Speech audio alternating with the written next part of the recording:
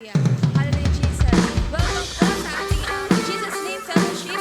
We are here to praise the Lord. We are here to celebrate the goodness and the greatness of the Lord God.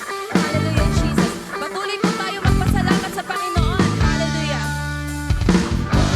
Puri pagsamba namin sa'yo lamang, Diyos na makapangyarihan magpakailanman. Ang pag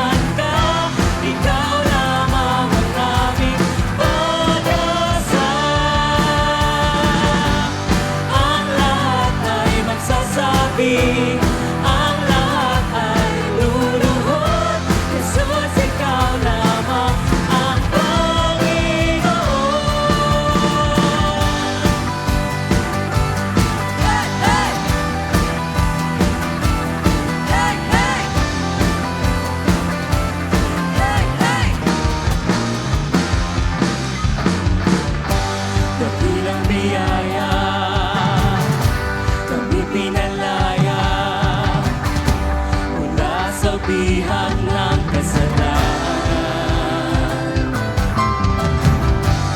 Pinatawad, pinagpala ng lubusan.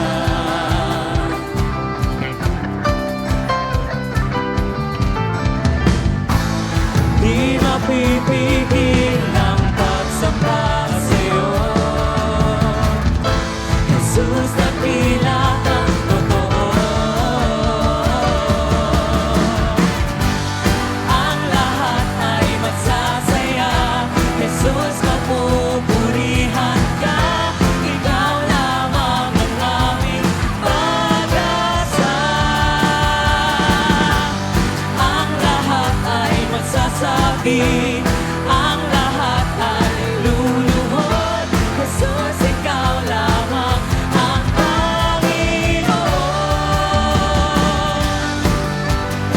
Jesus, hallelujah. Salamat, Panginoon, sa pag-ibig mo. Hallelujah, Jesus.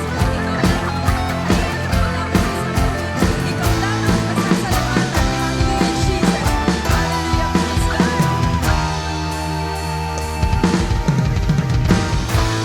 Ang lahat ay magsasaya, Jesus, papupurihan ka. Ikaw lamang ang aming pag-asa. Ang lahat ay magsasabi, ang lahat ay luluhod, Jesus, ikaw lamang ang Panginoon. Ang lahat ay magsasaya, Jesus, mapupurihan ka.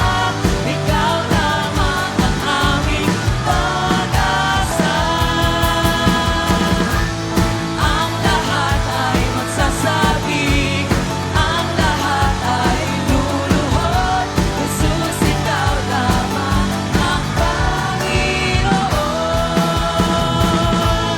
Ang lahat ay magsasaya, Jesus, mapupurihan ka. Ikaw lamang ang aming pag-asa. Ang lahat ay magsasabi, ang lahat ay luluhod, Jesus, ikaw lamang ang Panginoon.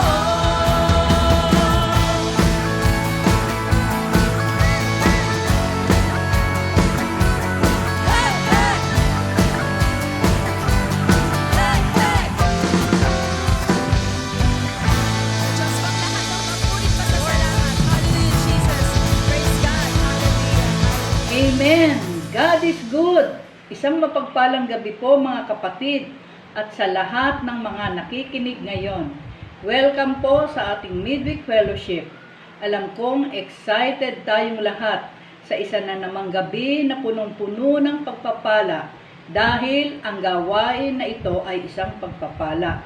Huwag po nating kalilimutang ibahagi ito sa mga kamag-anak, kaibigan, at mga kakilala natin sa pamamagitan ng pag-like at pag-share ng live streaming fellowship na ito. Handa na ba tayong magpuri sa Panginoon? Amen! Hallelujah! Sama-samang ipahayag ang inyong damdamin sa pamamagitan ng mga salmo, mga himno at mga awiting espiritual. Buong puso kayong umawit at magpuri sa Panginoon. Hallelujah! Hallelujah, Jesus! Tayo po ay sumabay sa praise and worship ng anointing band. Hallelujah! Hallelujah! Ating Hallelujah! Panginoon. Glory to God. Lahat tayo ipapalakpak, lahat tayo iaawit, lahat tayo sasamba sa ating Diyos. Hallelujah! Hallelujah, Jesus. Hallelujah. I'll praise 'cause you're sovereign, praise 'cause you reign, praise 'cause you rose and defeated the grave. I'll praise 'cause you're faithful, praise 'cause you're true, praise 'cause there's nobody greater than you. I'll praise 'cause you're sovereign, praise 'cause you reign, praise 'cause you rose and defeated the grave. I'll praise 'cause you're faithful, praise 'cause you're true, praise 'cause there's nobody greater than you. Praise the Lord, oh my soul. Come on, praise the Lord. Praise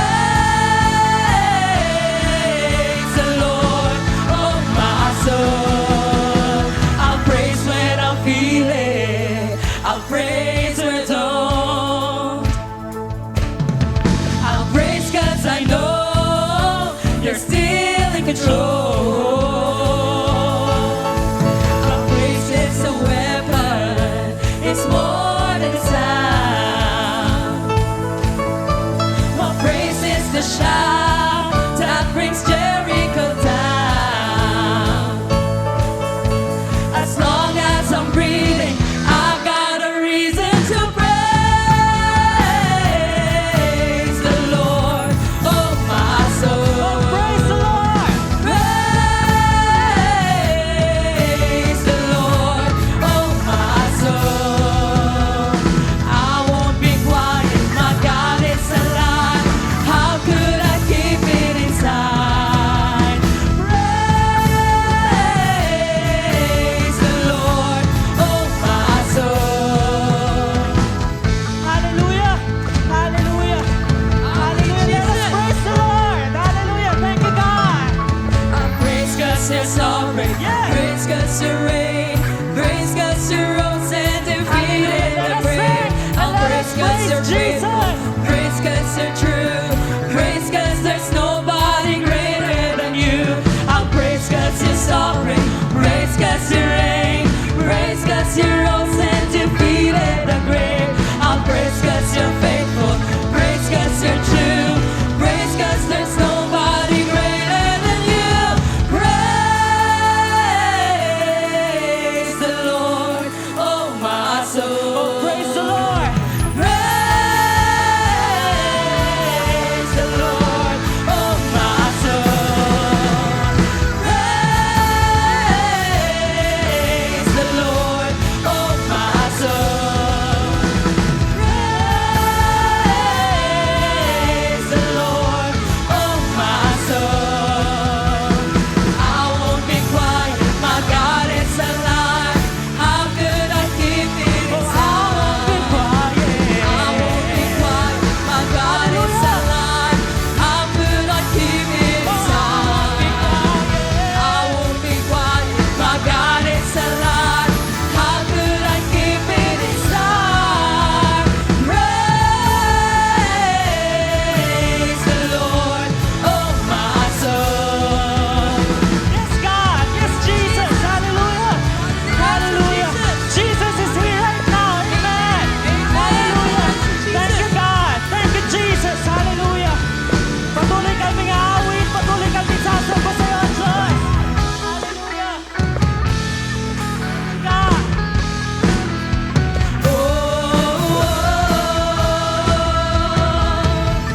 Hallelujah. Hallelujah.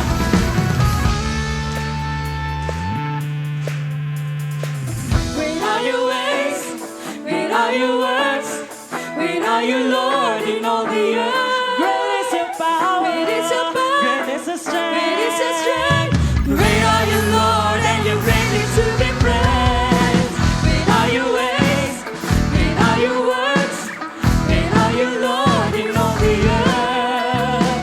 Great is your power, great is your strength. Great are you, Lord, and you're greatly to be praised.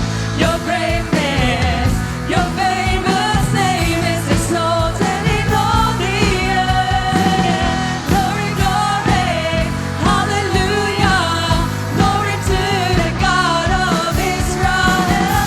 Glory, glory, hallelujah. And all the earth will sing that you're a great God.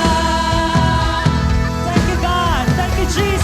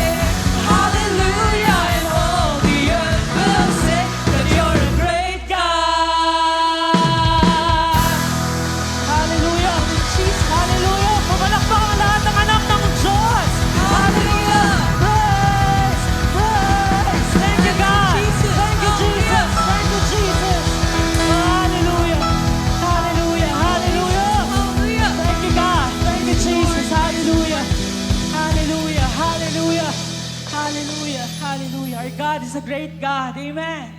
Hallelujah. Thank you, God. Thank you, Jesus. Hallelujah. Hallelujah. Tunay nga, Panginoon, na ikaw ay dakila. Hallelujah. Dakilang yung pag-ibig, Panginoon. Dakilang yung kagandahang loob, Panginoon. Dakilang yung kabutihan, Panginoong Jesus. Hallelujah. Hallelujah. Salamat, Lord, sa araw na ito, Panginoon, na muli kami ay nagkita-kita sa lugar na ito upang sama-samang magpuri, magpasalamat at sumamba sa iyo, Panginoong Jesus.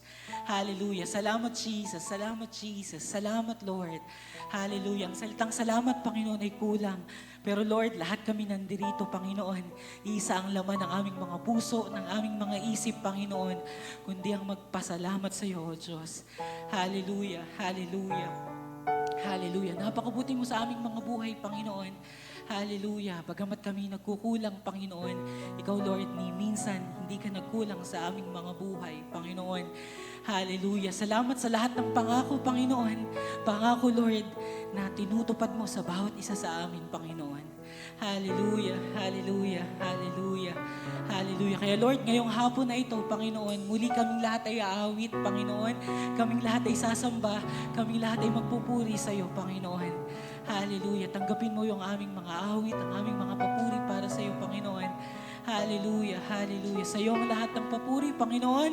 Sa iyo ang lahat ng pagsamba. Sa iyo ang lahat ng pagdakila. In Jesus' name we pray. Ang lahat ay magsabi ng Amen. Hallelujah, hallelujah. Sabayan niyo kami sa pag-awit, mga kapatid. Hallelujah. Hindi requirements ang magandang boses. Hallelujah. Hindi requirement yung magandang suot. Ang importante yung ating mga puso, ang ating mga isip na nagagalak na magpuri at magpasalamat sa ating Panginoon. Hallelujah. Oh, hallelujah, Lord God. Hallelujah, Jesus. Thank you, God. Oh, thank you, Lord. Thank you, Jesus. Thank you, Jesus.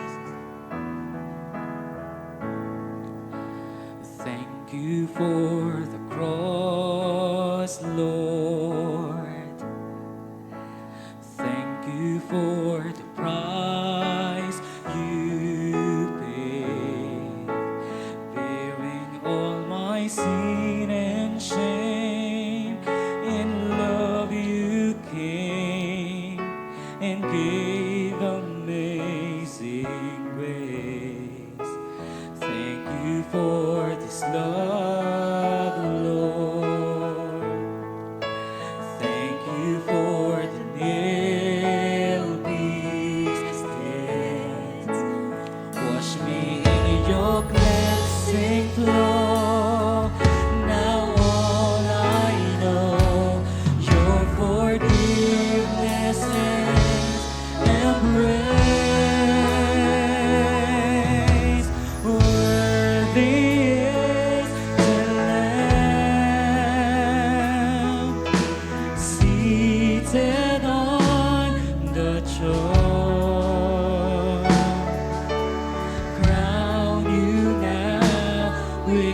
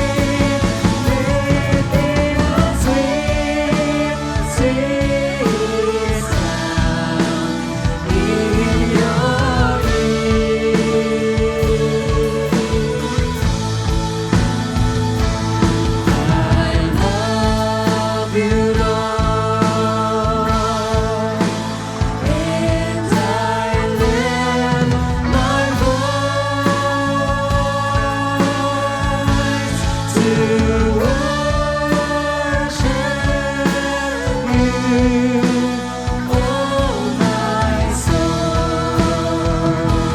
Rejoice, take joy, my King, in what you hear. Let the sing its sound. Let the sing its sound. Let the sing its sound in your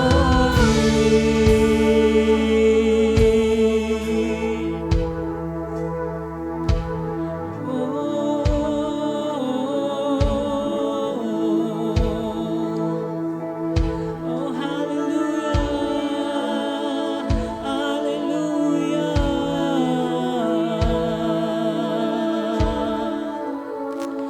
Ang lahat ay umawit, ang lahat ay magpuri sa ating Diyos. Hallelujah, hallelujah.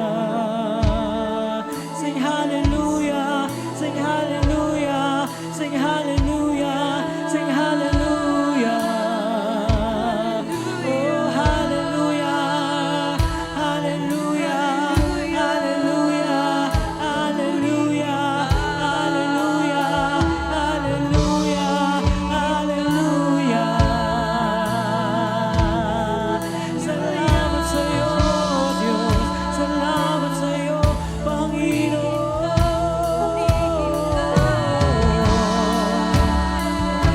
Hallelujah, hallelujah, hallelujah, hallelujah.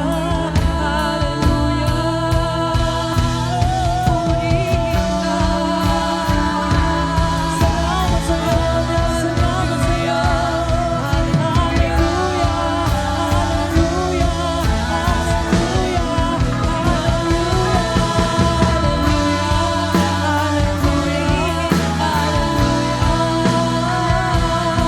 You're the King of Kings, you're the Lord of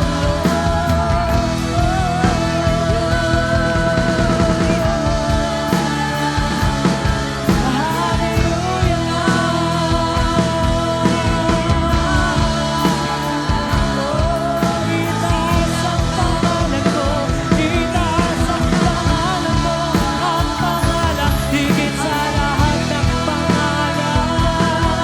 Jesus, Jesus, Jesus. Hallelujah, hallelujah, hallelujah, hallelujah, hallelujah, hallelujah. Yes, Lord, praise you, Jesus. Hallelujah, hallelujah, hallelujah, hallelujah, hallelujah, hallelujah. Oh, we thank you, God. We thank you, Jesus. Hallelujah, hallelujah, hallelujah. Oh, hallelujah.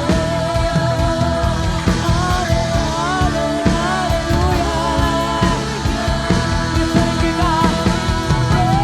Praise your name. Oh, salamat sa iyo, Diyos. Salamat sa iyo, Panginoon. Hallelujah, hallelujah. We thank you, God. We thank you, Jesus. Oh, hallelujah, hallelujah, hallelujah, hallelujah, hallelujah. Salamat sa iyo, oh Diyos. Salamat sa iyo.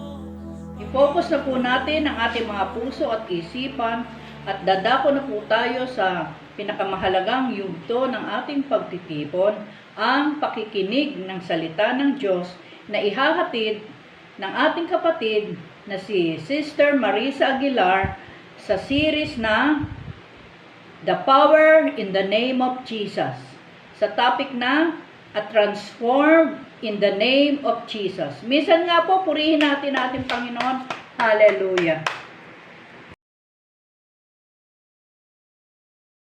Isang mapagpalang araw po sa ating lahat. Salamat po sa Panginoon at muli na naman niya tayong binigyan ng pagkakataon. Tayo po magkakapatid sa lingkod ng Panginoon Charismatic Community na magkasama-sama sa ating midweek fellowship upang siya ay ating mapupurihan, mapasalamatan, mabigyan ng kaluguran at mapakinggan natin ang kanyang mensahe para sa ating lahat sa araw na ito. Bago po tayo makinig ng kanyang mga salita, sama-sama po tayong dumulog sa trono ng mahabaging Diyos para sa patnubay ng banal na Espiritu. Ama namin sa langit, pinupuri at pinasasalamatan ka namin sa araw na ito na ipinagkaloob mo sa amin upang kami ay magkasama-sama sa aming midweek fellowship. Ama, sa amin pong pakikinig ng iyong mga salita, gabayan mo po ng iyong banal na Espiritu ang magpapahayag ng iyong mga salita.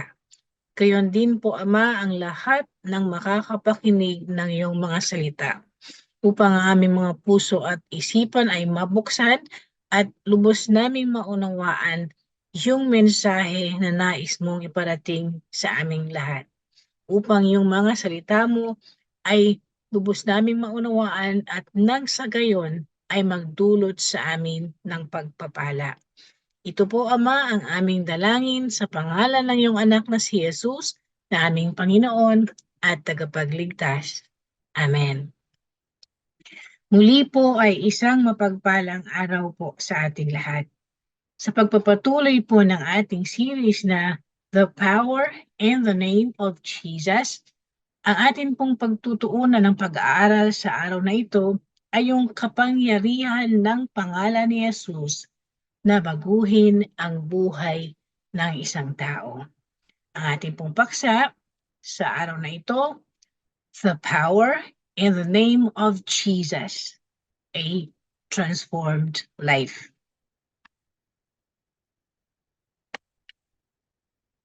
Sa pagsisimula po ng ating series, pinaliwanag po ng ating pastor yung kung bakit yung pangalan ni Jesus ang pinakamakapangyarihang pangalan.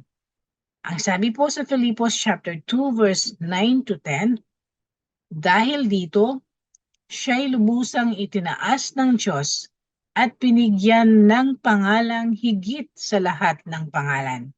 Sa gayon, sa pangalan ni Jesus ay luluhod at magpupuri ang lahat ng nasa langit, nasa lupa, at nasa ilalim ng lupa.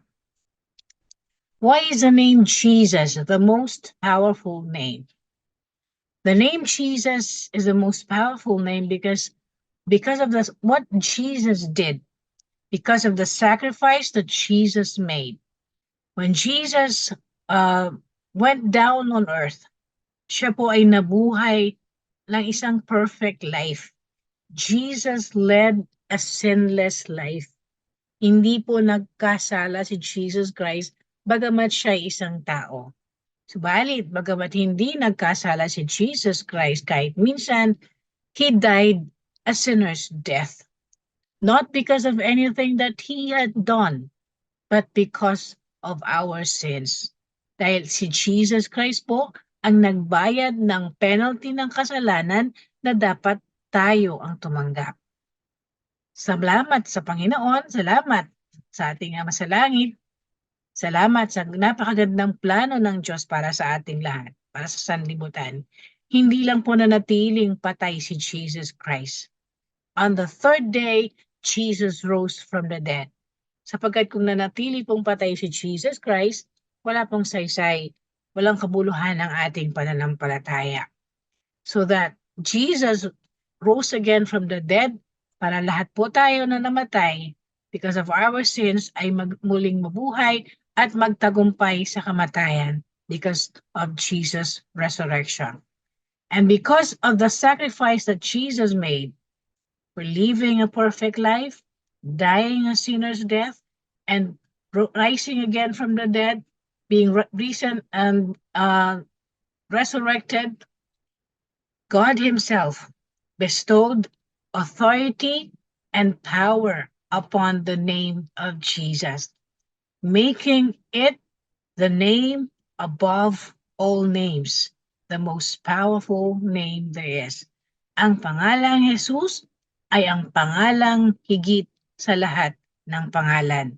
Ang sabi ng binasa nating verse kanina, sa pangalang Jesus, luluhod at magpupuri ang lahat ng nasa langit, nasa lupa at nasa ilalim ng lupa. The name Jesus carries authority because Jesus Christ is the Son of the living God. Jesus Christ is the Savior of the world. Jesus made a way for all humanity to be saved and be reconciled with God. So the name of Jesus compels us to worship God and bring glory to Him. There is power in the name of Jesus.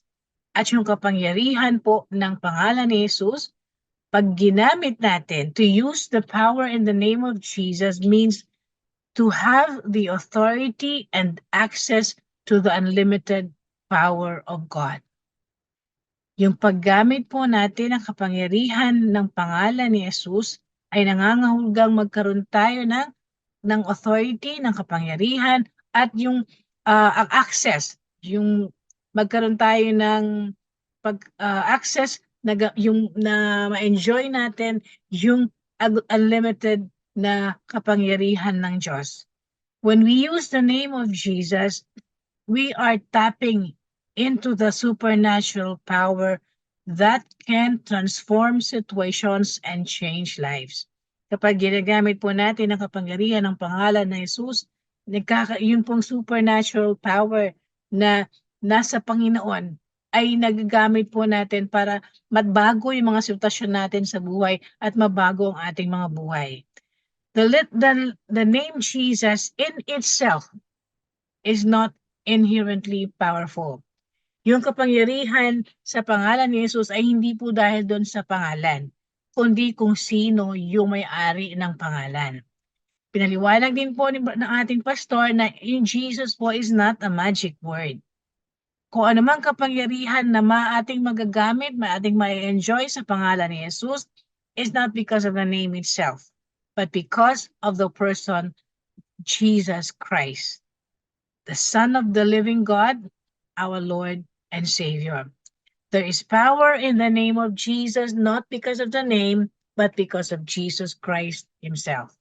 And when we talk about the name of Jesus, we are talking not just of the name, but Jesus Christ Himself, who Jesus is, and what He has done for all of us. What He has done for humanity na naging dahilan para po sa kaligtasan ng sanlibutan.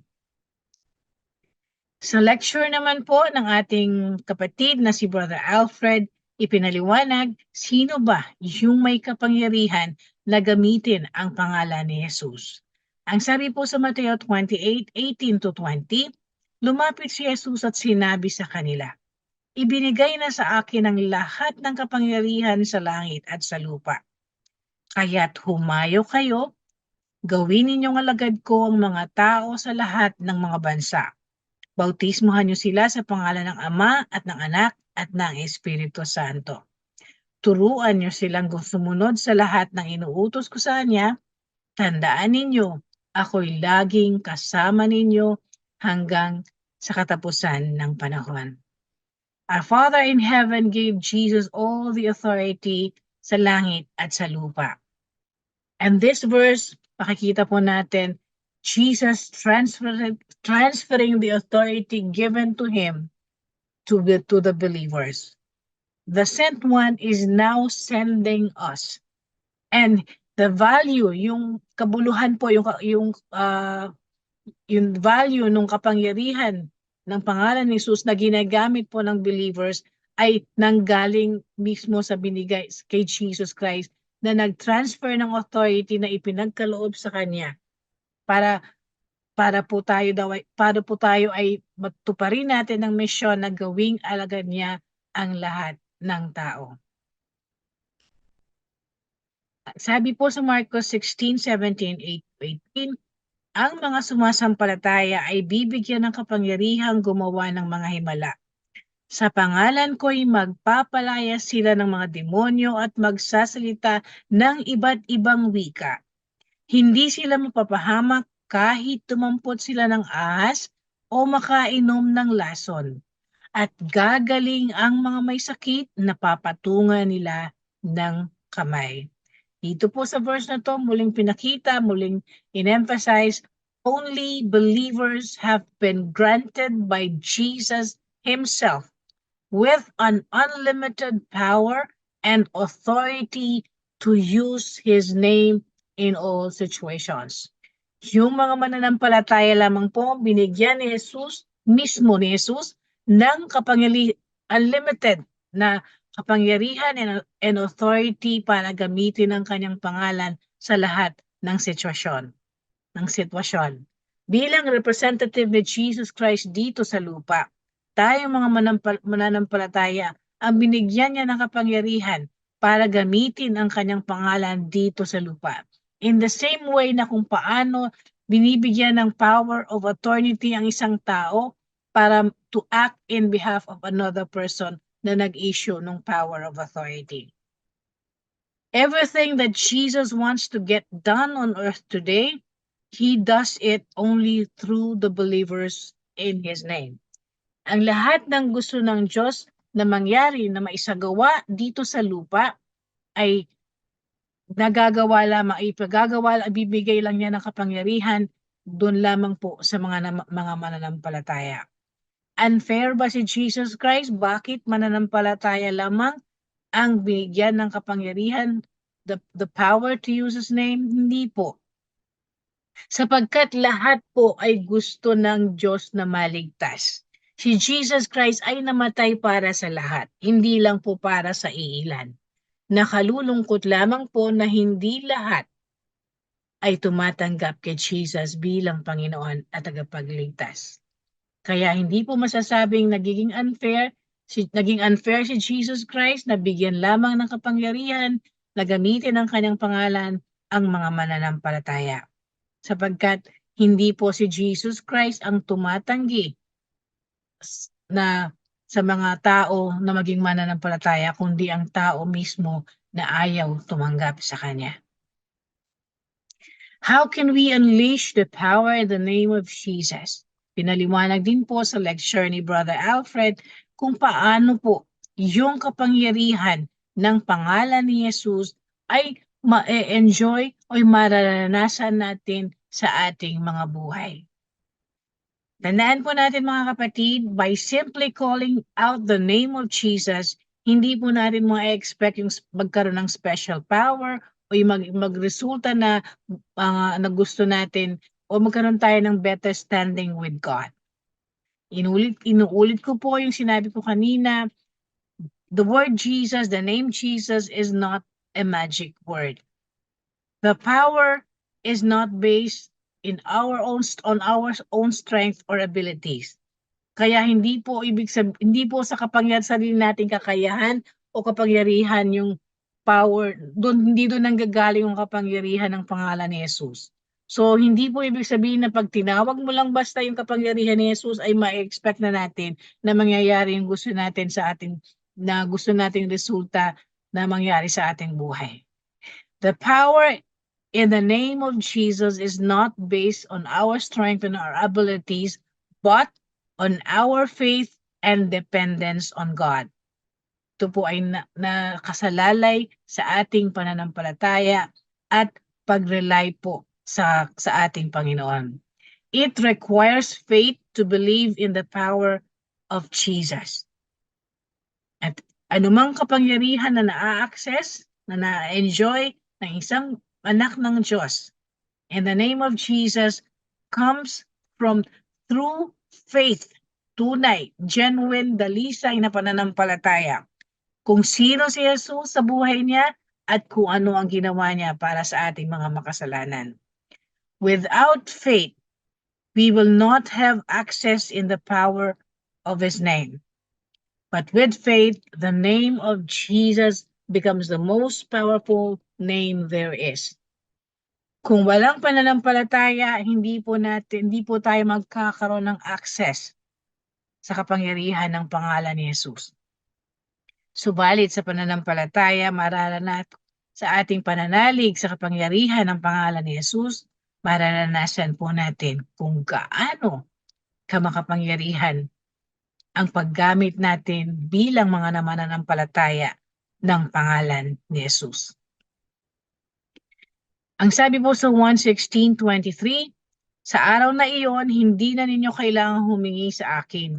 Baka tandaan ninyo, anumang hingi ninyo sa Ama sa aking pangalan ay ibibigay niya sa inyo. Hanggang ngayon, wala pa kayong hinihingi sa Kanya sa aking pangalan. Humingi kayo at kayo'y tatanggap upang malubos ang inyong kagalakan. Kaya po ng sinabi ko kanina, ang pananampalataya po ay napakahalaga para maranasan natin yung kapangyarihan ng pangalan ni Jesus.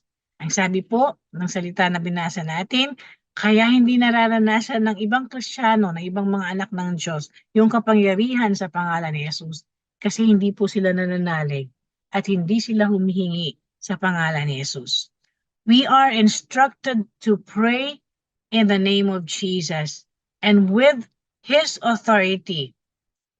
Yung authority po natin na gamitin ang pangalan ni Jesus rest in our submission to Jesus Christ. Sa pamamagitan ng pananampalataya, by faith, we can embrace the power in the name of Jesus and experience the wonderful benefits it brings to our lives. Sa paggamit po ng sa paggamit po natin ng kapangyarihan ng pangalan ni Jesus na may pananampalataya, doon po natin mararanasan yung napakaraming magagandang bagay na inilaan ng Diyos na maranasan ng kanyang mga anak sa pamamagitan ng ating pananampalataya sa kanyang anak na si Jesus. Ano po yung mga wonderful na benefits? What are the wonderful benefits that the name of Jesus brings? When we understand the power that resides in the name of Jesus, the truly blessed and abundant life becomes a reality in our lives.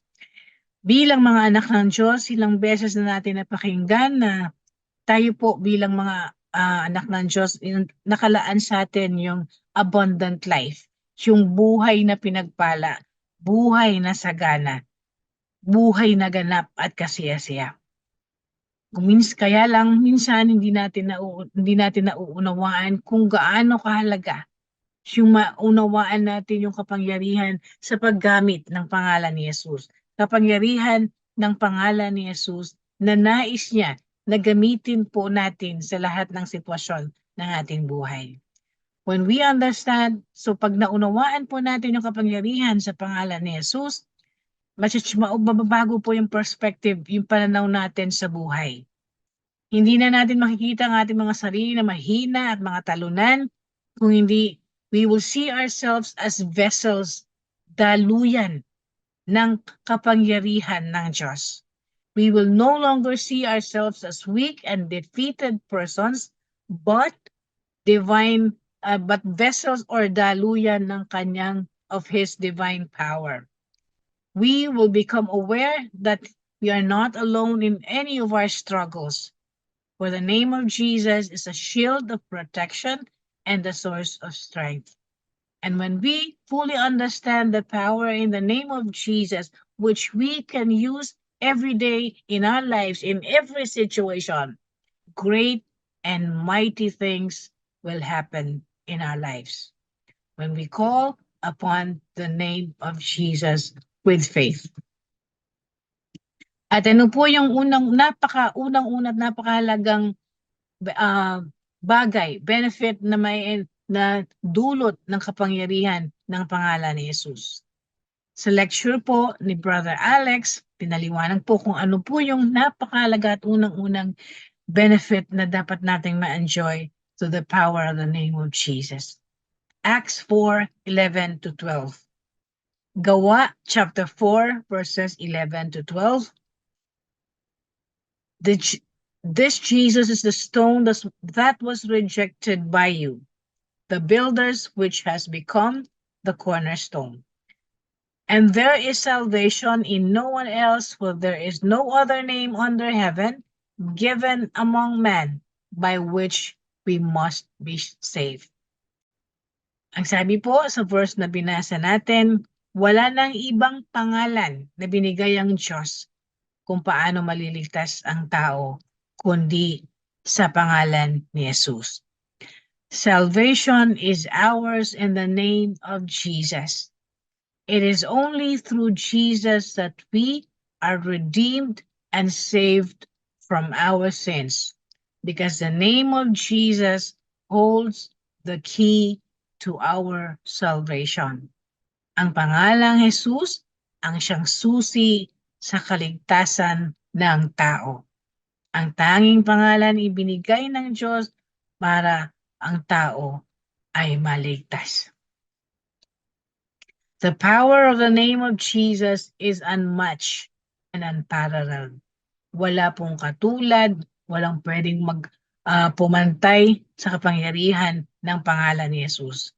At kapag na-discover po natin yung authority na binigay sa atin in the name of Jesus as believers, we can walk in that authority every day. If we proclaim the name of Jesus with boldness and with genuine faith, wala pong imposible sa ating buhay. We can move mountains, we can heal the sick, we can bring hope to the hopeless, and make miracles. Miracles happen not only in our lives, but in the lives of other people. The name of Jesus is our weapon against the forces of darkness. Ito po yung ating sanggalan, ito po yung ating weapon, yung ating panlaban sa mga kilos ng ating nitaning ng ating kalaban, the evil one. At the name Jesus is the answer to any problem that we will face in life. Ang pangalang Jesus po ang kasagutan sa lahat ng mga pagsubok na kakaharapin po natin sa ating buhay. The power in the name of Jesus changes situations. Binabago po sa kapangyarihan po ng pangalan ni Jesus, mababago ang sitwasyon natin sa buhay. Mababago ang sitwasyon sa mundong ito. The name Jesus, the power in the name of Jesus is able to bring deliverance. Kaya po nang ipanalumanag sa lecture ng ating kapatid na si Brother Bobby last week, na ang sa pangalan ni Jesus, tayo po ay mapapalaya sa kasalanan, sa guilt sa kasalanan, sa anumang nagiging dahilan para po tayo ay maging alipin at hindi po natin ma-enjoy, alipin ng bisyo, alipin ng anumang sakit, alipin ng kung anumang mga bagay na nagiging dahilan para hindi po natin ma-enjoy yung freedom na ibinigay na tanging si Jesus Christ lang po ang makapagbibigay sa atin. So in the name of Jesus, sa lahat po ng anumang umaalipin sa atin, tayo po ay mapapalaya. And also, in the name of Jesus, ay mababago po ang mga buhay ng taong mananalig kay Jesus Christ. At sa araw po na ito, ating pong pagtutuunan ng pansin yung how the power in the name of Jesus can transform the lives of people. Ano po ang ibig sabihin ng transformation? To be transformed means to be changed completely. Pagbabagong anyo, pero hindi lang po basta pagbabagong anyo, kundi to be changed completely or essentially in composition or structure. So transformation means a complete change. Ang tanong, is it possible for any person to experience transformation in the fullest sense? Posible ba na ang isang tao ay makaranas ng pagbabagong anyo in the fullest sense, Yan po ay ating masasagot as we go on sa atin pong lecture. Alamin muna po natin what is a transformed life from a biblical standpoint. Romans chapter 8 verse 29, sapagkat sa mula't mula pa'y alam na ng Diyos kung sino ang magiging kanya at ang mga ito'y pinili niya upang maging katulad ng kanyang anak. Sa gayon siya ang naging panganay sa lahat ng maraming magkakapatid. A transformed life is to be exactly what God wants us to be conformed to the image of His Son. Alam po natin na tayo pong lahat, we were all created in the image and likeness of God. Subalit na magkasala po ang ating mga first parents at tayo po na naging dahilan kung bakit tayo rin po ay naging makasalanan, nawala po yung image ni Jesus Christ sa bawat isa sa atin. Kaya po, ang nais ng Panginoon, yung nais ng Panginoon na tayo pong lahat ay muli ay maging conformed sa image ng kanyang anak. Na tayo pong lahat ay mahugasan doon sa kasalanan na atin pong dinadala at upang tayo po ay muli ay makonform sa image and likeness of His Son. Kaya po ang sabi po sa 2 Corinto chapter 3 verse 18, at ngayong naalis na ang talukbong, nagniningning sa ating mga mukha ang kaluwalhatian ng Panginoon. At ang kaluwalhatian yan na nagmumula sa Panginoon na siyang Espiritu, ang siyang magbabago sa atin mula sa isang antas ng kaluwalhatian hanggang tayo'y maging kalarawan niya. So a transformed life from a biblical standpoint is to be exactly what God wants us to be transformed into His image. Kaya po nang sinabi ko kanina, magmula po dahil po sa kasalanan ng ating mga first parents, nawala po yung image and likeness ng ating Panginoon sa atin. Kaya po, God wants us to be transformed again into His image and likeness of Jesus. Na muli, ang nais ng Panginoon sa bawat isa sa atin ay magningning sa ating mga muka ang kaluwalhatian ng Panginoon. Sa pamamagitan po ng ating mga buhay ay muling makita sa ating mga buhay yung image and likeness ng kanyang anak na si Jesus. So, when does a transformed life begin? Kailan ba nagsisimula yung buhay na bago, yung bagong buhay na nais ng Diyos na maranasan ng lahat ng tao dito sa mundo? 2 Corinto 5 verse 17, kaya't kung nakipag-isa na kay Kristo ang isang tao, isa na siyang bagong nilalang. Wala na ang dati niyang pagkatao. Sa halip, ito'y napalitan na ng bago. So yung transformed life ay nagsisimula po sa pakikipag-isa ng tao kay Jesus Christ. Yung pagtanggap kay Jesus Christ bilang Panginoon at tagapagligtas upang siya ay maging isang bagong nilalang na yung dati niyang pagkatao ay mawawala na, ay mapapalitan ng bago. So a transformed life begins with the gospel message of Christ. Yung pagbabago po ng buhay ng isang tao ay magsisimula sa pakikinig ng salita ng Diyos, yung salita ng Diyos tungkol sa kaligtasan sa pamamagitan po ni Jesus Christ.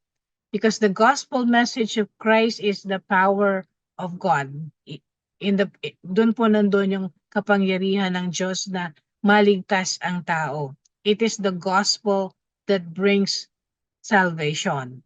Ang sabi po sa Romans chapter 16 verse 17, hindi ko ikinahihiya ang magandang balita sapagkat ito ang kapangyarihan ng Diyos para sa kaligtasan ng bawat sumasampalataya, unay sa mga Hudyo at gayon din sa mga Griego. Sapagkat sa magandang balita ay pinapakita kung paano tinutuwid ng Diyos ang kaugnayan ng tao sa Kanya. Ito ay sa pamamagitan ng pananampalataya buhat sa simula hanggang sa wakas. Tulad ng sinasabi sa kasulatan, ang itinuring ng Diyos na matuwid sa pamamagitan ng pananampalataya ay mabubuhay. So a transformed life begins when a person hears the good news of salvation through Jesus Christ. At sa pamamagitan po ng mabuting balita, ng kapangyarihan na siyang kapangyarihan ng Diyos para sa kaligtasan ng tao, ay ito po ang dahilan para ang tao ay tatanggapin si Jesus Christ bilang Panginoon at tagapagligtas, na nagiging dahilan po kung paano muling na ibabalik yung dating relasyon, yung dating connection ng tao sa Diyos na nasira ng dahil sa kasalanan. Kaya nga po ang sabi ng verse, dito po sa pamamagitan po ng mabuting balita ay natutuwid ng Diyos ang nasirang kaugnayan ng tao sa Kanya ng dahil sa kasalanan. So, how does transformation take place? Paano po ba nangyayari yung pagbabagong anyo ng tao, yung transformation ng isang tao? Gawa chapter 2 verse 38, sumagot si Pedro, pagsisihan ninyo at talikuran ng inyong mga kasalanan at magpabautismo kayo sa pangalan ni Jesus upang kayo'y patawarin at tatanggapin ninyo ang kaloob ng Espiritu Santo. Sa English, ang sabi po, Peter replied, repent and be baptized, every one of you, in the name of Jesus Christ for the forgiveness of your sins, and you will receive the gift of the Holy Spirit. So, the path to transformation, ang daan po patungo sa transformation is repentance. Hindi lang po pagsisisi sa kasalanan, kung hindi pagtalikod sa kasalanan. What does repentance means? Ang sabi po sa ano ba yung kahulugan ng repentance? Yung sinasabing pagsisihan at pagtalikod sa pagsisisi at pagtalikod sa kasalanan. Ephesians chapter 4 verse 23 to 24. Magbago na kayo ng diwa at pag-iisip. At ang dapat ninyong isuot ay ang bagong pagkatao na nilikhang kalarawan ng Diyos at nahahayag sa matuwid at banal na pamumuhay ayon sa katotohanan. Ang sabi rin po sa Romans 12 verse 2, huwag kayong makiayon sa takbo ng mundong ito. Sa halip, hayaan ninyong baguhin ng Diyos ang inyong pag-iisip upang maunawaan ninyo ang kanyang kalooban.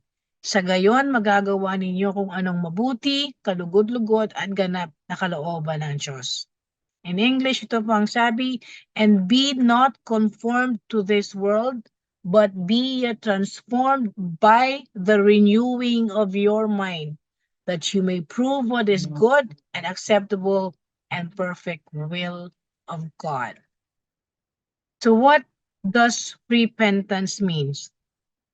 Repentance means not just repenting of your sin, but to turn to change as a result of truly receiving Christ in your heart as your Lord and Savior. Yung repentance po, hindi lang po yan pagsisisi sa kasalanan, gaya ng dati nating iniisip. Hindi po pagsisisi lang sa kasalanan, kundi pagtalikod. You turn to change. Ano po? Dahil you truly accepted Jesus Christ, tunay mong tinanggap si Kristo sa buhay mo bilang Panginoon, tagapagligtas, hindi ka lang magsisisi sa kasalanan mo, kundi tatalikdan mo yung kasalanan mo. You turn to change. Ano po yung babaguhin? You change your mind. You change your attitude about God. Nabago na yung, sabi nasa nating verse kanina, renewing of your mind. Nare-renew po yung mind natin. Nababago na po ang attitude natin tungkol sa Panginoon. Nakikilala na natin ang Panginoon, hindi lang po parang Diyos, kundi bilang Ama natin. Nakikilala, mas lalong nabago na rin po yung attitude natin sa ating mga sarili. Na hindi na po natin iniisip na ano man yung meron tayo, ano man yung na-accomplish natin ay dahil sa galing natin, kung hindi ang lahat ng meron tayo ay galing sa Diyos. Na wala tayong magagawa hiwalay sa Diyos. You change your attitude about our neighbors. Na natututunan na po nating mahalin kahit yung mga taong hindi kaibig-ibig. Na hindi lang ang minamahal natin ay yung mga taong mabuti sa atin, kundi maging yung mga tao na gumagawa ng masama sa atin. So repentance means you have a different lifestyle under the Lordship of Jesus Christ. Marami po sa atin, marami sa mga Kristiyano, Savior lang natin si Jesus Christ pero hindi natin siya Lord. Kasi pag Lord na natin si Jesus Christ, hindi pwedeng hindi mabago yung lifestyle natin. Hindi pwedeng yung dati mong gusto na makamundong nagdudulot ng pleasures sa mundong ito ay ma-enjoy mo pa rin. Kung hindi ito kalugod-lugod sa Panginoon. Repentance means that God will come into your life in the person of the Holy Spirit to give you the power to love even those who do not deserve to be loved, and you live your life according to His will. Repentance means ang Diyos ay papasok sa buhay mo sa pamamagitan po ng banal na Espiritu. Na siyang magbibigay sa atin ng kapangyarihan para magmahal tayo, hindi gaya ng dati nating pagmamahal na yun lamang kaibig-ibig ang minamahal natin, kundi maging yung tao na hindi deserving na mahalin dahil walang ginawa kundi saktan tayo, walang mabuting ginagawa sa atin. At mabubuhay na po tayo kung paano tayo gustong mabuhay ng Diyos. Kaya nga po nang sinabi kanina, yung bagong pagkatao natin ay yung nilikhang kalarawan ng Diyos. At sa pamamagitan ng buhay natin ay mahahayag yung matuwid at banal na pamumuhay ayon sa katotohanan. That is what repentance means. Hindi lang po nagsisisi, kundi nababago ang ating buhay. Because we have truly accepted Jesus Christ, not just as our Savior, but the Lord of our lives. And paano mangyayari sa buhay natin yung tatalikod tayo, hindi lang tayo magsisisi, kundi tatalikod tayo sa ating mga kasalanan. Ang sabi po sa Tito chapter 3 verse 5, niligtas niya tayo hindi dahil sa ating mabubuting gawa, kundi dahil sa kanyang habag sa atin. Tayo ay niligtas niya sa pamamagitan ng Espiritu Santo na naghugas sa atin upang tayo ipanganak na muli at magkaroon ng bagong buhay. Yung transformation po, hindi natin kaya sa ating mga sarili. Hindi tayo naligtas dahil sa mabubuti nating gawa. At hindi rin natin matatransform ang ating mga buhay dahil sa sarili nating effort. Hindi tayo magsisisi, hindi tayo tatalikod sa ating mga kasalanan kung hindi dahil sa kapangyarihan ng Espiritu Santo. Na siyang ibinigay sa atin ng Ama, na iniwan sa atin ni Jesus Christ, para po tayo ay makapamuhay ng naaayon sa kanyang kalooban. Ang Espiritu Santo ang naghugas sa atin for us to be born again and to have a new life. Para tayo po ay maging bagong nilalang nang tanggapin natin si Jesus Christ bilang Panginoon at tagapagligtas. There are many ways that the Holy Spirit works in the lives of Christians, at ito po ay atin na pong napag-aralan. But isa po ang common goal. Isa po yung goal ng lahat ng pagkilos ng Espiritu Santo sa ating buhay. And that is to make us more like Jesus Christ.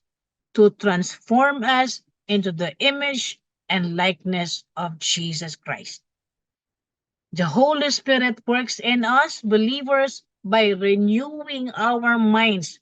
Binabago ng Holy Spirit ang ating mga isip, puso at isipan to be like the mind of Jesus Christ.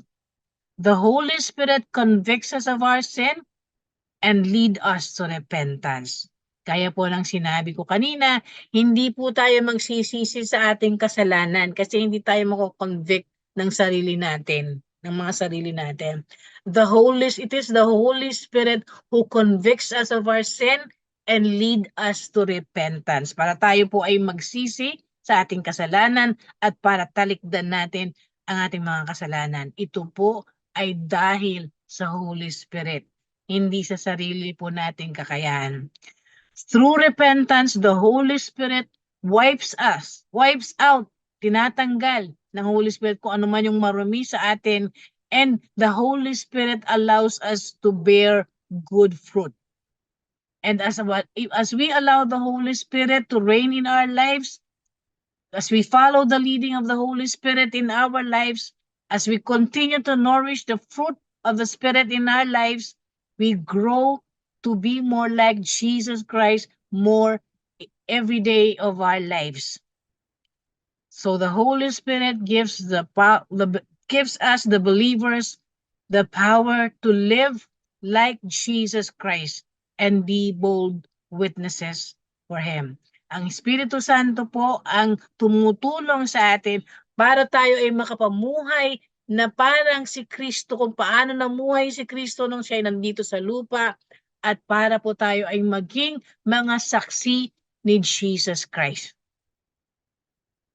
Ang sabi rin po sa ikalawang Pedro chapter 1 verse 3 to 11, tinanggap natin sa pamamagitan ng kapangyarihan ng Diyos ang lahat ng bagay na magtuturo sa atin upang tayo mamuhay na maka-Diyos. Ito'y dahil sa ating pagkakilala kay Jesus na siya ring tumawag sa atin upang bahaginan tayo ng kanyang kaluwalhatian at kadakilaan.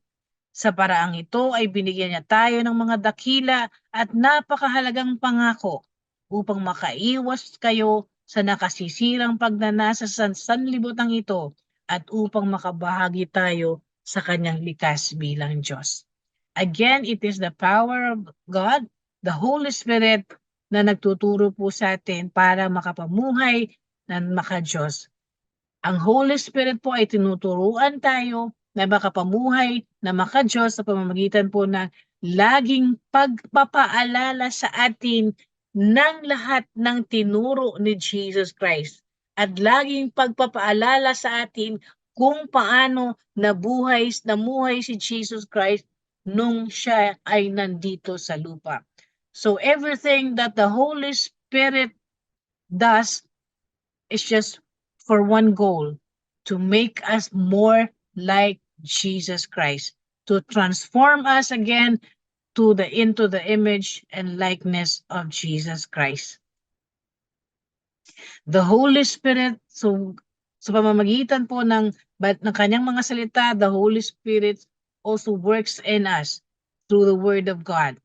The Holy Spirit uses the power of the Scripture to convict us and influence kung paano po tayo mag-isip. Because the Holy Spirit is there to shape us so that we will live as godly people na nabubuhay ayon sa kalooban ng Diyos.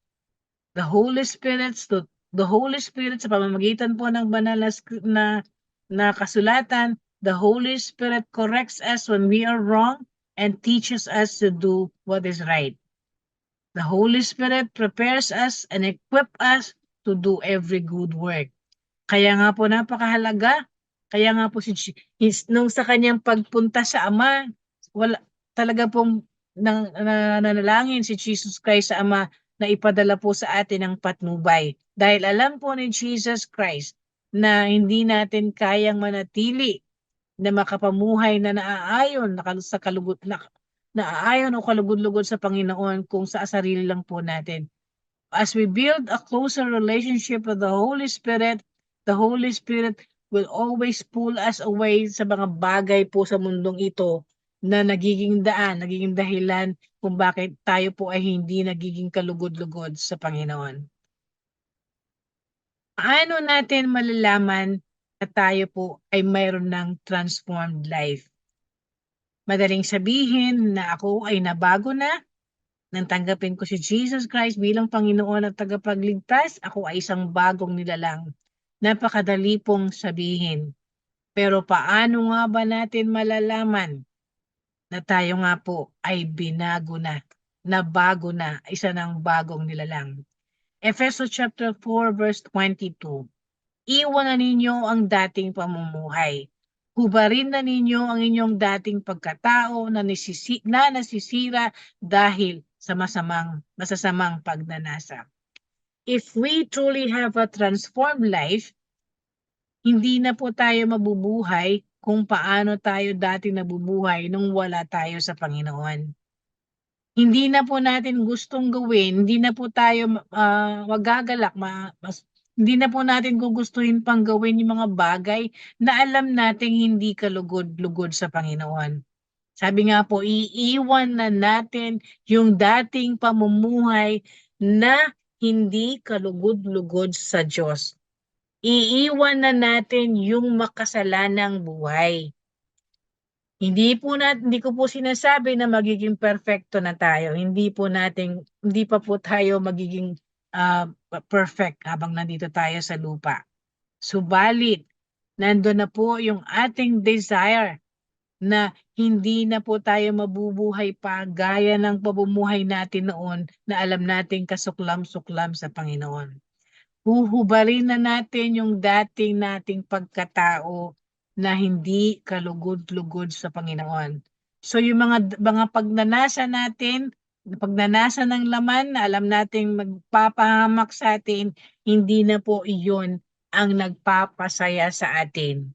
Ang nagpapasaya sa atin, ang nagbibigay sa atin ng kagalakan ay yung mga bagay na po na alam natin na kalugod-lugod sa Panginoon. Ano pa po? Paano natin mapapatunayan, malalaman na tayo po ay meron ng transformed life? Colossians 1 verse 10, sa gayon makakapamuhay na kayo ng karapat-dapat at kalugod-lugod sa Panginoon. Sasagana sa lahat ng uri ng mabuting gawa at lalawak ang inyong pagkakilala sa Diyos. Kung tunay nga po na tayo na bago na, meron na po, tayo po, sabi ko nga po kanina, hindi na po tayo mabubuhay doon sa buhay na alam natin na hindi kalugod-lugod sa Panginoon. Kundi yung pamumuhay po natin, hindi man perfecto, nakakapamuhay na po tayo na tayo po ay nagbibigay ng kaluguran sa Panginoon. At masaya po tayong gumagawa ng mabuti, hindi po para magpakitang tao, kundi para mabigyan ng kaluguran ng Panginoon. At nais po natin, nandun na po yung desire natin to get to know God more each day.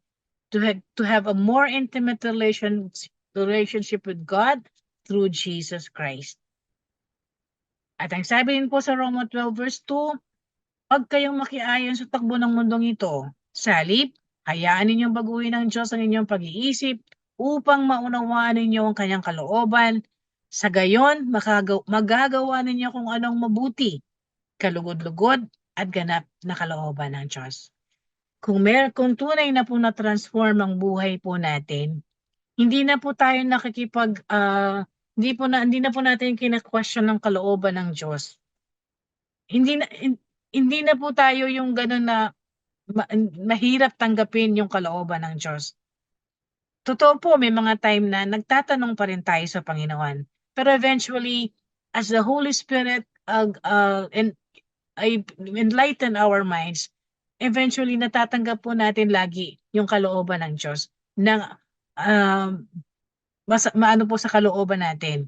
At nagagawa na natin yung mabuti, yung kalugod-lugod at yung nasusunod na po natin yung kalooban ng Diyos. Hindi po dahil sa ating kakayahan, kundi dahil din po sa biyaya ng Diyos. Ganun po, kapag ganun po ang nangyayari sa buhay na tunay na binago ng Diyos. Na bagamat may mga pagkakataon na masakit masakit yung nangyayari sa ating buhay, subalit pagkat nauunawaan na natin, nadidiscern natin na ito yung kalooban ng Diyos, natatanggap po natin to ng bukas sa ating kalooban dahil alam po natin sa pakikinig ng kanyang mga salita na lahat ng pinababayaan ng Diyos, pinahihintulot ng Diyos na mangyari sa ating buhay ay para po sa ating ikabubuti. So, ang sabi din po sa 1 Juan chapter 3 verse 2 to 3, mga minamahal, mga anak na tayo ng Diyos ngayon, ngunit hindi pa nahahayag ang magiging kalagayan natin.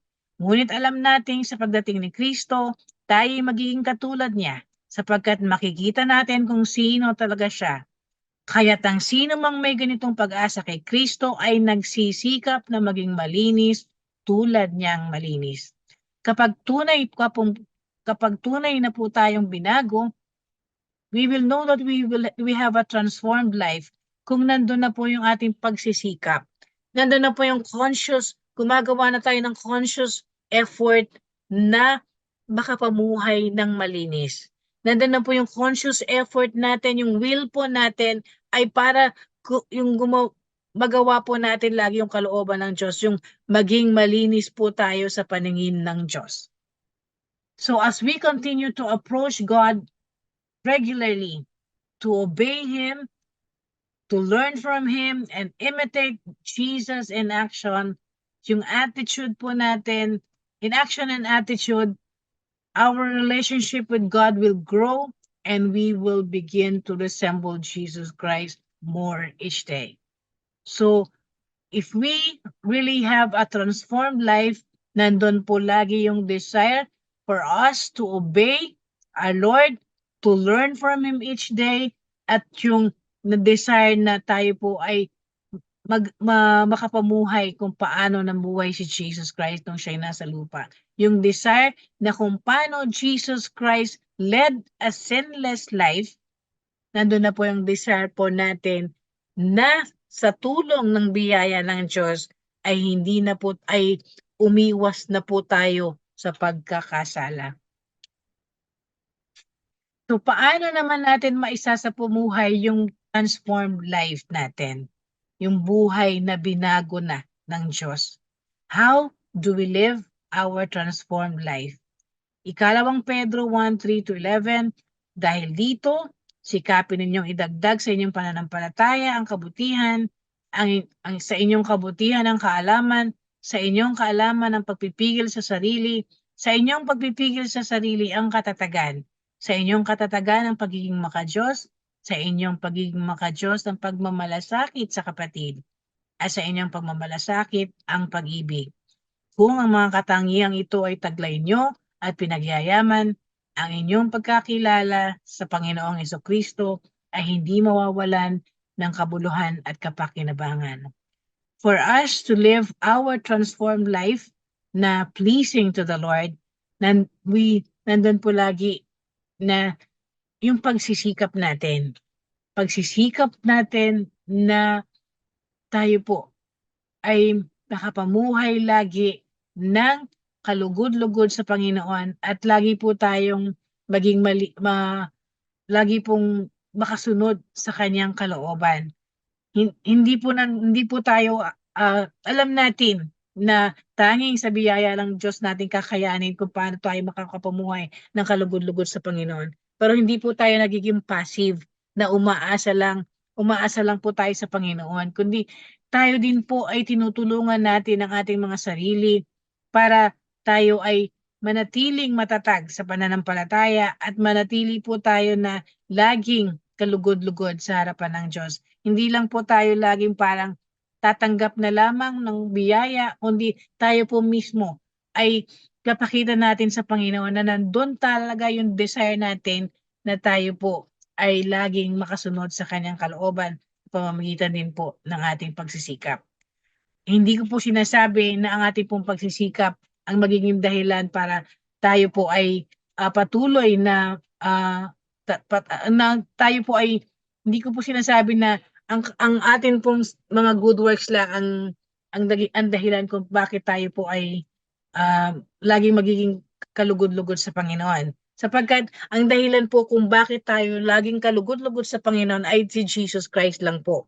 Kasi lahat ng ginagawa po natin, lahat ng mabuting ginagawa po natin ay basahan lamang sa Panginoon. Pero na isang maano rin po, isang maganda rin pong ipakita natin bilang mga anak ng Diyos na bagamat tayo po ay aasa lang sa Panginoon, dapat pong ipakita rin po natin sa Panginoon na nandun po yung ating pagsisikap. Na sa kabila ng ating kahinaan ay laging nandun yung ating pagsisikap na tayo po ay maging kalugod-lugod sa Kanya. Pero gaya po ng sinasabi ko, tayo po ay tanging kagandahang loob lamang po ng Diyos ang magiging dahilan ng Kanya kung paano tayo pagiging totally pleasing sa Kanya dahil po sa Kanyang anak na si Jesus. But again, kung tunay po tayong binago na ng Panginoon, dapat nandun po pa rin yung ating pong conscious effort to live a life that is always pleasing to the Lord. Galatians chapter 2 verse 20. Kaya hindi na ako ang nabubuhay ngayon kundi si Kristo na ang nabubuhay sa akin. At ang buhay ko ngayon sa katawan ay kinabubuhay ko sa pamamagitan ng pananampalataya sa anak ng Diyos na nagmahal sa akin at naghandog ng kanyang sarili para sa akin. How do we live our transformed life? Yun pong sa pamamagitan ng buhay po natin ay mabuhay si Kristo. Na hindi na po tayong nabubuhay, kundi si Jesus Christ ang nabubuhay sa ating mga buhay. Ang ibig sabihin po nito, pamamagitan ng ating mga buhay, we make Jesus Christ visible in our lives for other people to see. Hindi po nakikita ng tao si Jesus Christ. Pero sa pamamagitan po ng kanyang mga mananampalataya na nabubuhay sa kalooban ng Diyos, Jesus becomes visible para po maging daan para ang mga tao din po ay lumapit sa Kanya. If we live our transformed life sa pamamagitan po ni Jesus Christ and us, we make Jesus visible in our lives through the way we live and serve such that people see Jesus when they interact with us. Pamamagitan po ng ating mga buhay, kung paano tayo mabuhay, kung paano tayo maglingkod, makikita ng ibang tao si Jesus Christ sa atin. And when Jesus Christ dwells in us, siya po ay sa pamamagitan po ng ating mga isipan, siya po ay nabibigyang buhay pamamagitan ng ating isipan, ng ating actions, and sa pamamagitan po ng pakikipagrelasyon natin sa ibang tao. When Christ lives in us, we will learn to do what He wants. We will reflect His character in all our actions and relationships, and we will fulfill His mission by extending His ministry and kingdom to our lives. Kapag si Jesus Christ po ang nabubuhay sa atin, malalaman po natin kung ano yung gusto niyan. Kung paano niya, matututunan natin kung ano yung gusto niyang gawin natin sa ating mga buhay. At sa pamamagitan ng ating mga buhay, magre-reflect po yung character ni Jesus Christ sa ating mga actions at sa pakikipagrelasyon natin sa tao. At matutupad po natin yung ating mission na gawing alagad ni Kristo ang lahat ng tao. There is a strong connection between Christ-likeness and mission. Christ-likeness leads to mission, and mission is meaningless without Christ-likeness. Yung Christ-likeness po, yung pagiging Christ-like natin po ang magiging daan para ma-fulfill natin yung mission natin na gawing alagad ni Kristo ang lahat ng tao. Kung wala po sa atin yung image, kung hindi po makikita ng tao sa atin si Jesus Christ, wala pong kabuluhan yung mission natin. Hindi po natin matutupad ang ating mission na gawing alagad ni Kristo ang lahat ng tao. Ano po yung biblical example of a transformed life? Mababasa po natin sa Lucas 8:26-39 kung paano, hindi ko na po babasahin ang buong verse, ang lahat ng verses dahil ito po ay mahaba.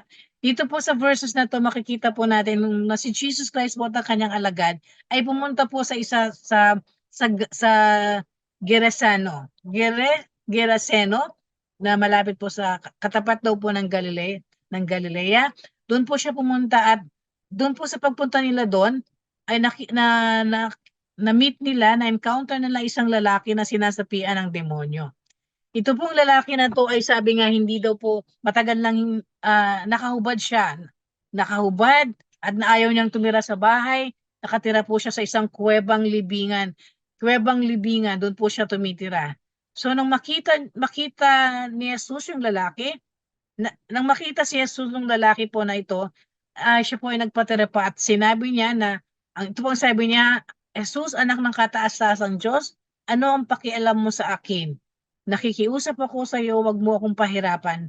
Ito po ay dahil may masamang espiritu dito po sa lalaking ito.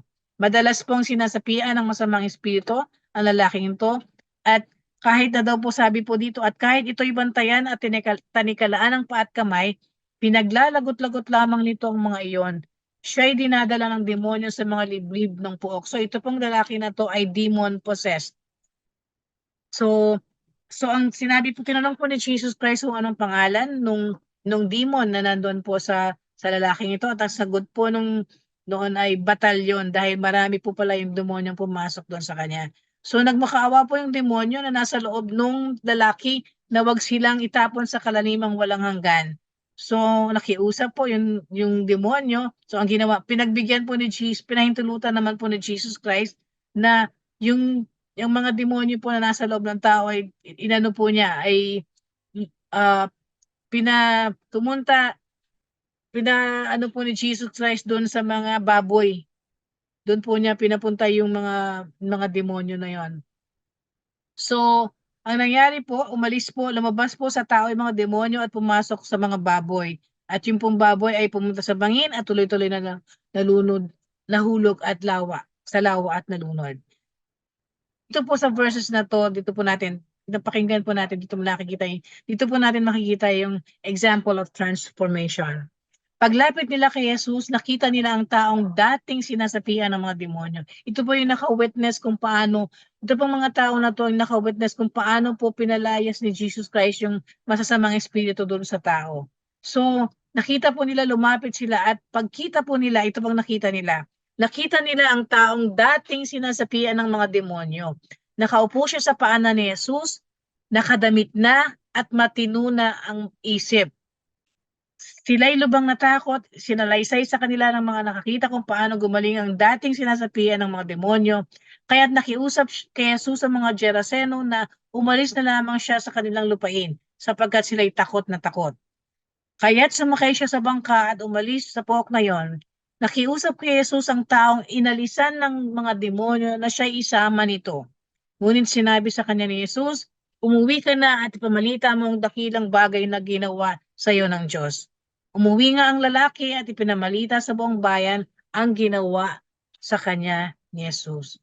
So ano po yung masasabi nating transformation na nangyari sa lalaking ito? Ito pong lalaki na to is considered by everyone else doon sa lugar na hopeless case. Sabi nga, he is way beyond reformation.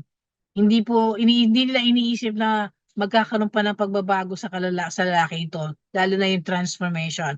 Kasi siya po ay homeless, siya ay nakahubad, naked, siya ay mabaho, stinky, siya ay miserable, wretched, and tortured by evil spirits many times.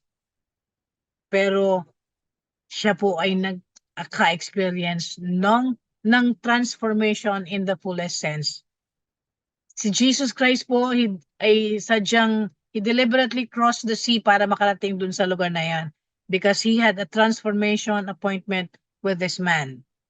Lahat ng nandun sa town na yon may have considered this man crazy, good riddance, worthless, even a danger sa kanila dahil nga para siyang siraulo, sinasapian ng demonyo.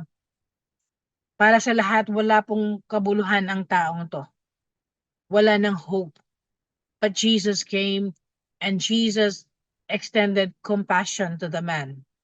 Jesus commanded the demons to get out of the man at para lumipat po sa mga baboy. So ano po yung transformation na nangyari doon sa lalaki. Ang sabi po doon sa verse, sitting, nung muling pumunta, nung makita ng mga tao, bumalik sila doon sa lugar, nung makita nila yung tao na sinapian ng demonyo, ang nakita ng tao sa kanila, he was sitting at Jesus' feet. Nakaupo na siya sa paanan ni Jesus Christ. He was dressed, may damit na siya. Di ba sabi natin kanina, hubad siya. And in his right mind. Di ba siya po ay wala sa sarili niyang katinuan dahil siya po ay sinasapian ng demonyo. Pero tingnan niyo po yung transformation na nangyari doon sa lalaki. Sitting at Jesus' feet meant the man had become the disciple of Jesus Christ. Na he was willing to forsake everything to become a follower of Jesus, to learn everything na kung paano maging may pattern yung buhay niya after Jesus.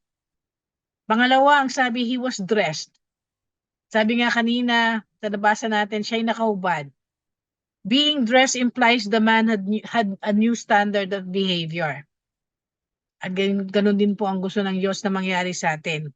Kaya ang sinasabi sa Colossians 3:12-14, for us to clothe ourselves with compassion, kindness, humility, gentleness, and patience.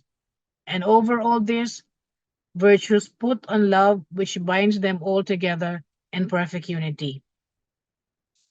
Sa pa pong pagbabago na transformation na makikita doon sa lalaki, ang sabi po, he was in his right mind.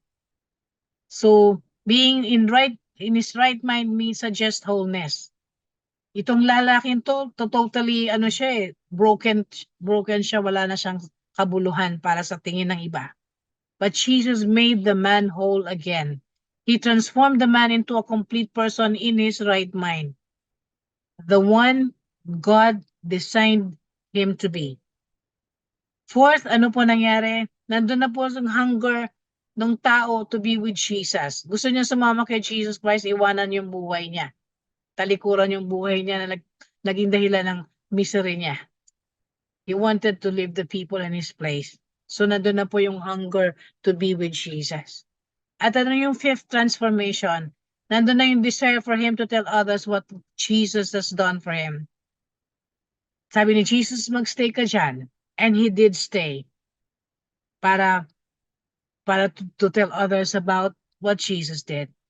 So from a hopeless man, isang pinahihirapan ng demonyo, siya yung naging isang complete person na commission to spread the good news of salvation. That is complete change. That is what transformation is. Transformed spirit and a renewed mind. Pagbabago ng isip, pagbabago ng espiritu. Complete transformation, complete change. So ano po yung ibig ipahiwatig nito sa ating lahat? Itong biblical example na to of transformation. How does transformation look like for all of us? Kaya po ng mensahe sa Roma 12 verses 1-2, ang nais po ng Diyos, sa biyaya ng Diyos, yung lahat ng ginagawa natin every day of our lives, for us to bring it before God and offer our lives as a living sacrifice. For us to no longer conform to the way of life, to the culture of this world. Wag na po tayong makiayon sa takbo ng mundong ito. Dahil yung takbo ng mundong ito, hihilahin po tayo pababa. Yung takbo ng mundong ito, para po ito yung demon na nagpo-possess doon sa Gerasano na binago ni Jesus.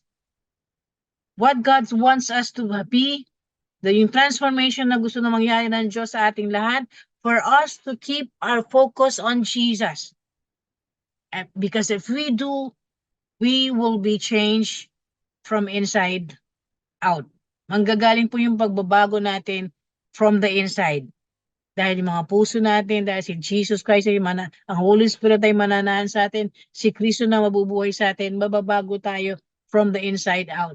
Kasi yung pagbabago po na nagsisimula sa labas, ito po ay panlabas lamang at hindi po ito panghabang buhay.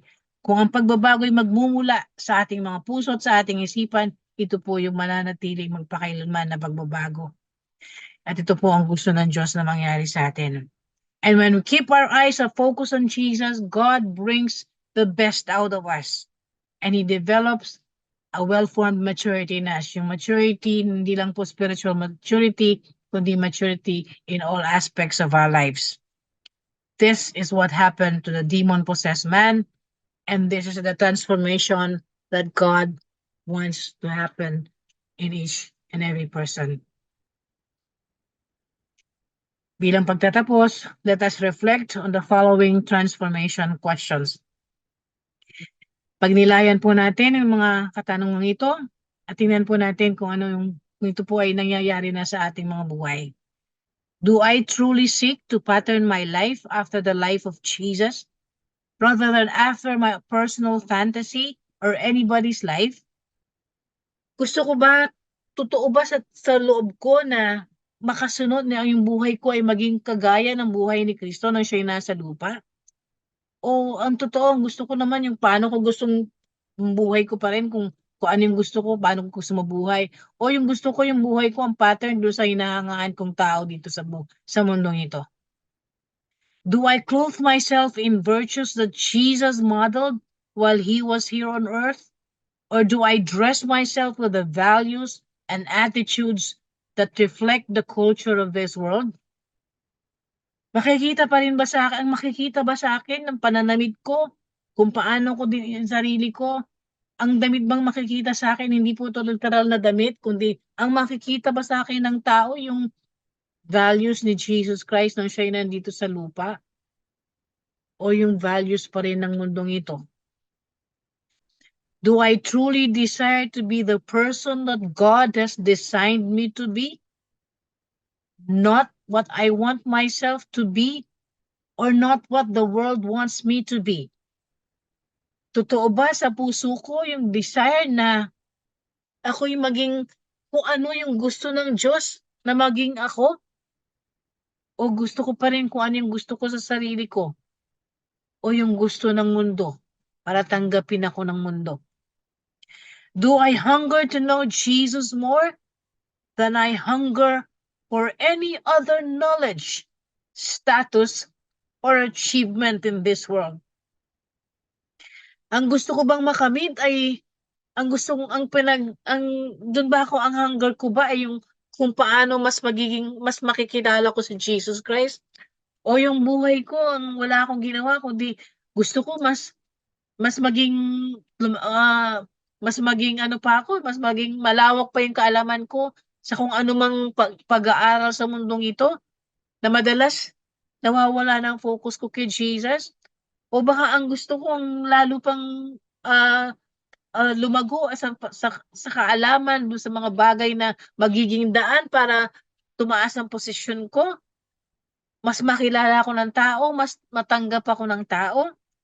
Baka ang mas gusto ko yung mas marami pa akong achievements sa mundong ito na nagiging daan para nawawala ang focus ko kay Jesus. Am I willing to proclaim what God has done for me? Wherever I am and to whomever He places in my path? Kinahihiya ko ba na paalam sa iba na ako ay anak ng Diyos, na ako ay alagad ni Kristo?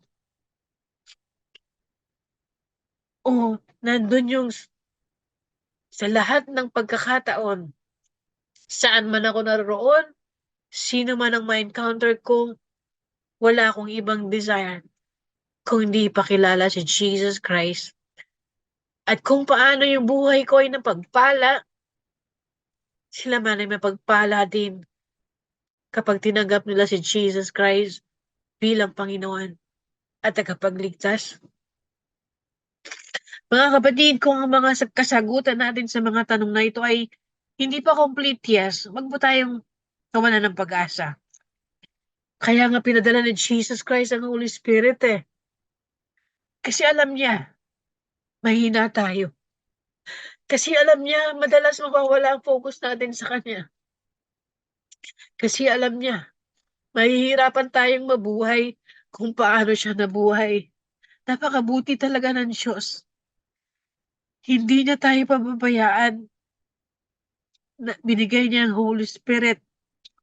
Because only the Holy Spirit has the power to complete the transformation within us. Our job is to allow Him to do so with no resistance or interference. Tanging ang banal na Espiritu lamang po ang makapagbabago sa atin. Ang sa atin po ay ipayaan natin na baguhin tayo ng banal na Espiritu. Is it possible? Ngayon po sasagutin natin yung katanungan kanina. Is it possible for a person to experience transformation in the fullest sense? Posible ba na magkaroon ng ganap na pagbabago ang isang tao? With us, on our own effort, hindi po. But with Jesus, absolutely yes. With Jesus, everything is possible. With Jesus, no one is a hopeless case. By the power in the name of Jesus, complete transformation is possible. Salamat sa Panginoon sa kanyang mensahe para sa ating lahat sa gabing ito. Nawa po, tayong lahat ay tubos na napagpala sa kanyang mga salita sa gabing ito. Sama-sama po tayong dumulog sa ating Panginoon bilang pasasalamat sa kanyang kabutihan. Ama namin sa langit, salamat po Ama sa iyong mga salita na pinahihintulot mo na aming mapakinggan sa pamamagitan po ng aming community. Salamat Ama sa pagkakataong binibigay mo sa amin sa bawat isa sa amin. Na sa kabila ng maraming pagkakataon na binibigo ko pa rin namin, nandyan lagi Ama ang iyong pangunawa, nandyan lagi ang pagmamahal mo na hindi nababago kahit ilang beses pa kami na magkamali at magkulang sa iyo. Ama, salamat po sa iyong banal na Espiritu. Salamat dahil sa iyong banal na Espiritu, kami po ay nagkakaroon ng kalakasan, ng katatagan, ng pamamagitan po ng banal na Espiritu, Ama. Kami ay nakakapamuhay, bagamat mahirap, kami ay nakakapamuhay ng naaayon sa iyong kalooban. Salamat sa iyong anak na si Jesus na siyang naging dahilan kung bakit nagkaroon ng pagbabago sa aming mga buhay.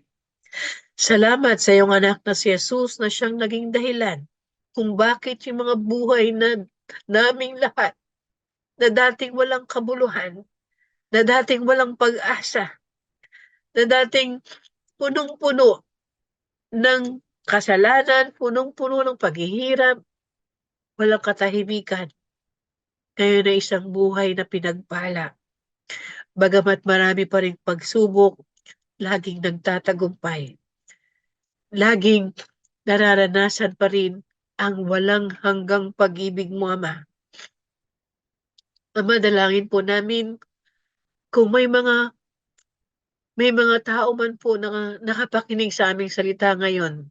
May mga kapatid kami, Ama, na hindi pa po tinatanggap ang iyong anak na si Jesus bilang Panginoon at tagapagligtas. Ama, dalangin po namin. Kilusin mo po sa pamamagitan ng iyong banal na Espiritu ang kanilang mga puso at isipan. Nawa maunawaan nila na wala pong pinakamahalaga sa buhay kung hindi ang tanggapin ang iyong anak na si Jesus bilang Panginoon at tagapagligtas.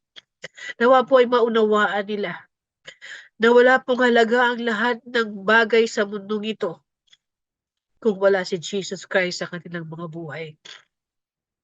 Nawa po ang aming community, ang iyong mga salita na napapakinggan nila sa aming community at maging sa ibang mga naglilingkod sa iyo, Ama, sa mga ibang community, Christian community na naglilingkod sa iyo at ipinahayag ang mabuting balita ng kaligtasan sa pamamagitan ng iyong anak na si Jesus, nawa po, Ama, sa pamamagitan ng mga kinikilos mo para ipahayag ang mabuting balita ng kaligtasan, nawa po, mas marami pa ang mga taong makakilala at tumanggap sa iyong anak na si Jesus bilang Panginoon na tagapagligtas. Sama-sama po kaming nananalangin na nawa po mas marami pang tao ang lumapit at tumanggap sa iyong anak na si Jesus bilang Panginoon at tagapagligtas. At kami pong mga anak mo sa lingkod ng Panginoon Charismatic Community, nagpapasalamat po kami, Ama, sa patuloy mong pagpapala sa aming community. Nagpapasalamat po kami, Ama, sa pribilehiyong gamitin mo ang aming community. Gamitin mo ang bawat isa sa amin upang sa pamamagitan ng aming mga buhay, kami po ay maging daluyan ng pagpapala sa ibang tao. Upang sa pamamagitan ng aming mga buhay ay makilala nila ang iyong anak na si Jesus at tanggapin siya bilang Panginoon na tagapagligtas. Salamat po, Ama, sa patuloy mong pag-iingat, sa patuloy mong pagpapala sa aming iglesia, mula sa aming pastor, sa lahat ng manggagawa, sa lahat po ng members ng aming community, at sa aming mga sambayan. Ama, walang hanggang papuri at pasasalamat po ang pinaabot namin sa iyo, Ama. Sa iyo po, Ama, ang lahat ng kapurihan at karangalan, ngayon at magpakailanman. Amen. Magandang gabi po sa ating lahat. God bless us all po.